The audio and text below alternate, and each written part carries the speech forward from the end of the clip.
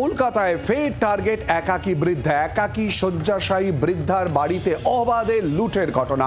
বৃদ্ধাকে শয্যাশায়ী অবস্থায় ধারালো অস্ত্র দেখিয়ে লুট। বটতলা থানার আওতায় অভিজাত এলাকায় বৃদ্ধার বাড়ি।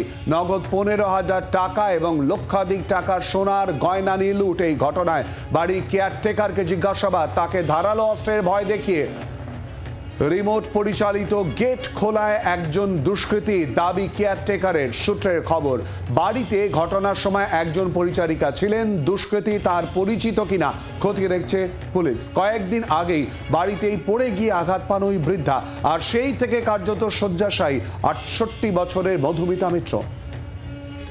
পরিচারিকার ঠিকই বক্তব্য শোনাবো।